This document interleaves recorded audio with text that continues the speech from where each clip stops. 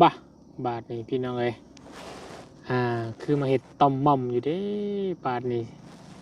แนมขึ้นไปเฮือนซานลานแป้นของน้องเจียงพร้อมโดยครอบครัวเพิ่นพี่น้องเอ้ย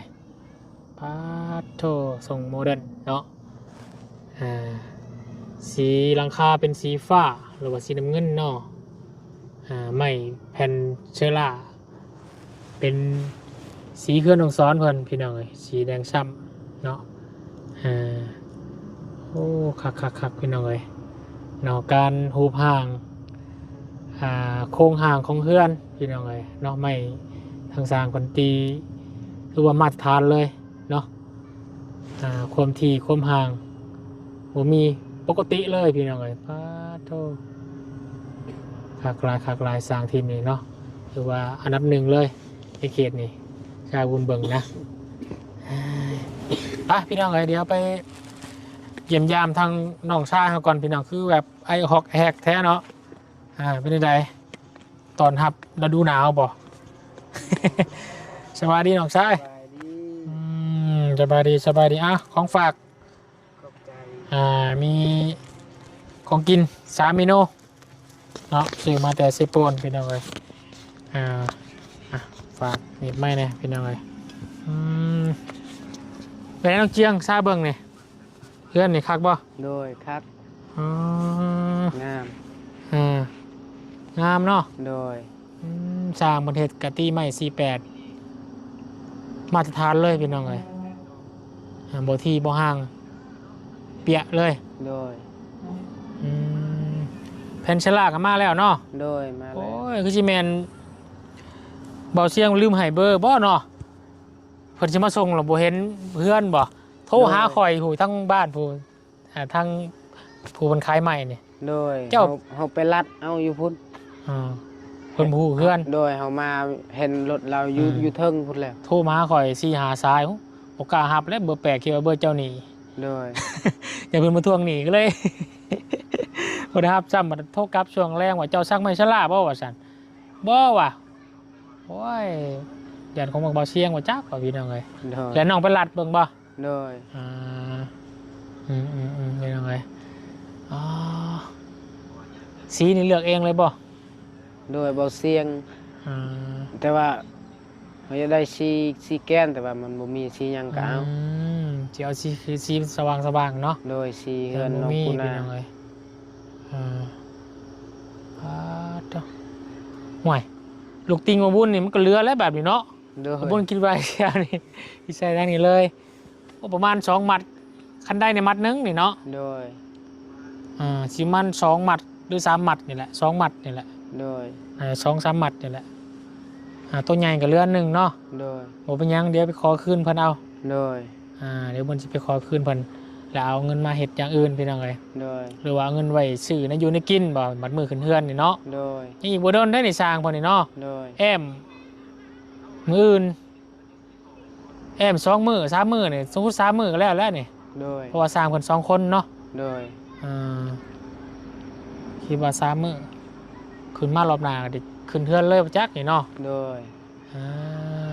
ก็ว่าหลังปีใหม่บ่เสียงว่าหลังปีใหม่บ่สิขึ้นนะโดยแสดงว่าสิขึ้นตอนรับปีใหม่แล้วนั่นนี่เนาะโดยวันที่1วันที่2บ่โดยจังได๋พี่น้องโอ้คักคือว่าสร้างว่าใหม่บ่พอบ่โดยบ่พอไม่18บ่พอประมาณ5 เซนโดยเพราะว่าต้องกันห้องเด้เนาะโดยคักใช้ผ้าเลาะเบิ้งพี่น้องเลยนอนทางเจียงเลาะเหมือนกันงามเบิ้งน้ำออกใส่น้ำก่อนน้ำล้นบ่โดยโอ้ผลปั๊บดินบ่นี่แม่นโอ้ผลปั๊บเพิ่งมาได้น้องเจียงบ่โดยผลปั๊บดินเพิ่งมาได้นี่ล้าน5เขาเฮ็ดสวนมันดินไผนี่ดินกระเจ้าของนี่โดยของบาบุญพันนี่ป่ะโดยแม่นของพ่อเราโดยเสียสวนมันเนาะแปลนเลยบาทนี่พี่น้องไอ้โล่งเลยนี่เนาะ อืมคักอืมน้ำเนาะของ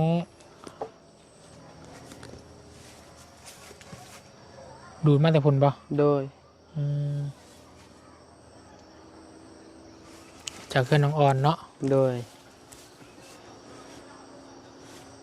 ใช้มันคือบัวมา เราเสียบแล้วก็จัก อืม เดินมาแล้ว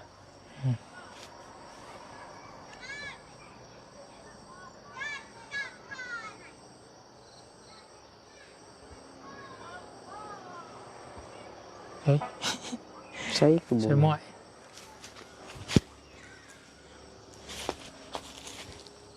มันขดจัก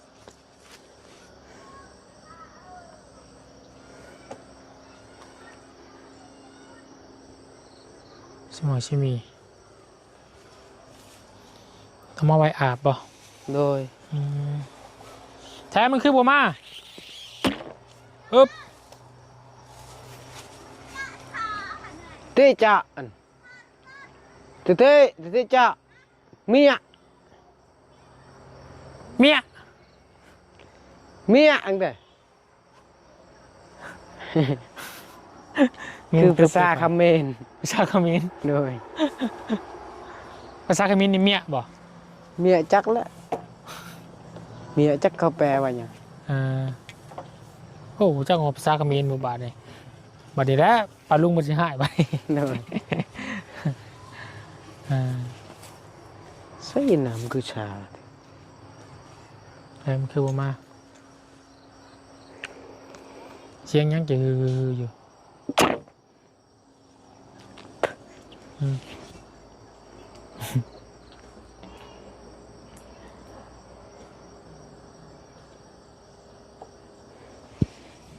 ผมบริเสียประจัก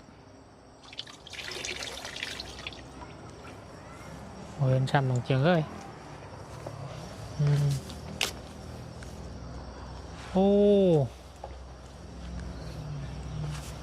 อันนี้ของน้องออนบอนี่ โดย อืม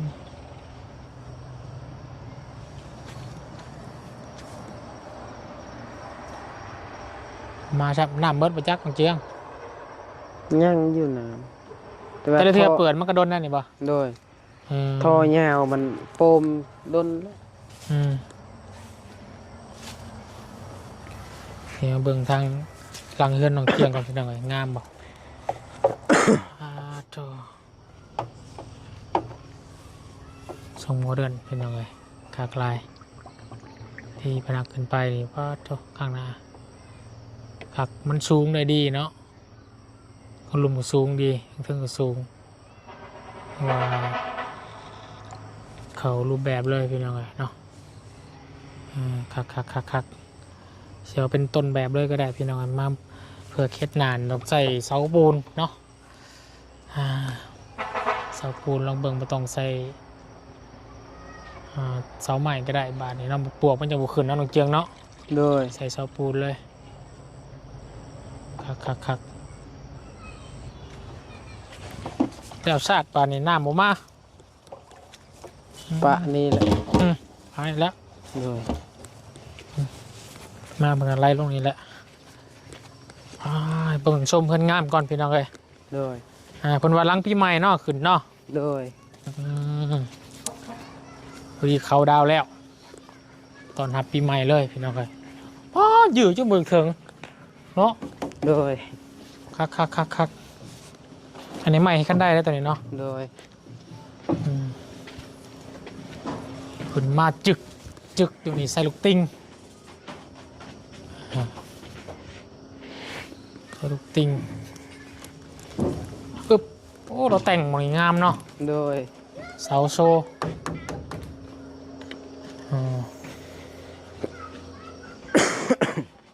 เพื่อนนี่อยู่แล้วร่ำรวย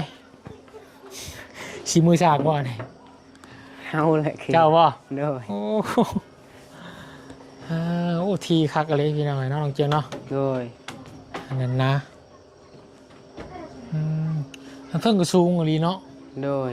2 เมตรปลายบ่ได้นี่ แม่น เออคักกะเลยบัดนี้สิกั้นห้องบ่บัดนี้กั้นอยู่ใช่จ้ะนี่นอกเครื่องหนึงแล้วเนาะ โดยมองนี้ อืม นี่แล้วก็ประตูตัวนี้ อืม ทางออกทางเข้า กันเครื่องหนึงแล้วเนาะ โดย เป็นห้องเลยพี่น้องเอ้ย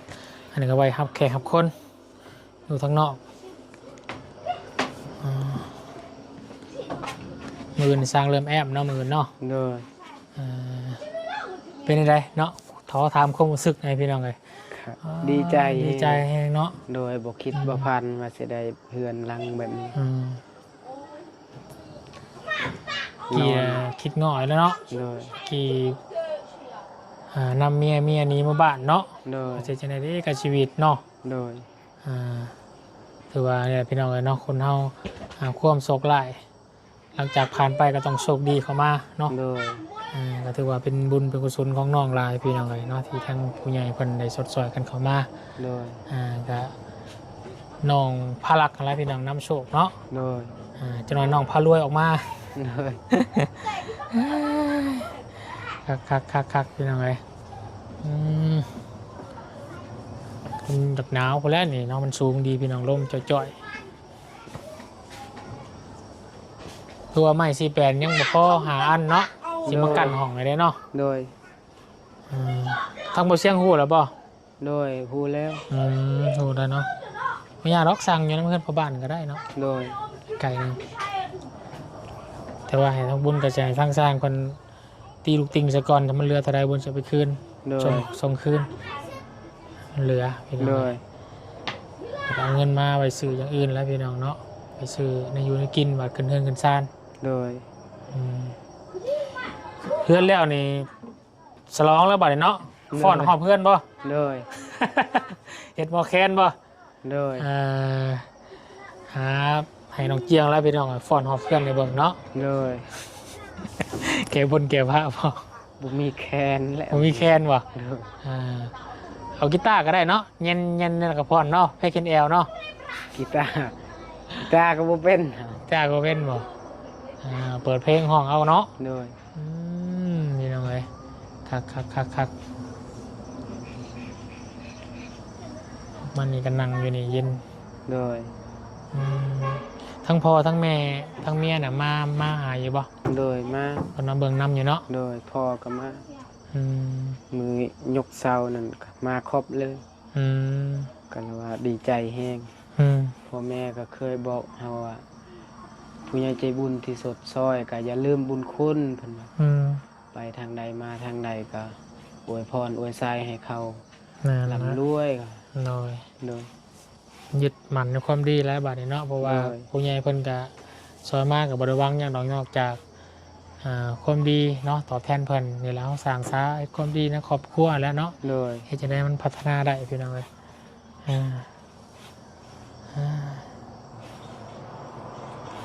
คักแล้วแป้นเนี่ยพอดีบ่แป้น โดยพอดีเลยแต่ งามดีคักลาเอาเป็นแบบอย่างเลยกันตอนนี้พี่น้องเลยเนาะมันน่ะเมื่อไหร่เขามีเคสอื่นนี่ก็บู๊ว่าเสาปูนเราเสี่ยงซื้อเท่าไหร่เนาะ ปูน เสาปูนนี่ เสาปูนจักประมาณ3 ล้าน4 ล้านเท่านี้ บ่ โดย 3-4 ล้าน6 เสาเลยเนาะ โดย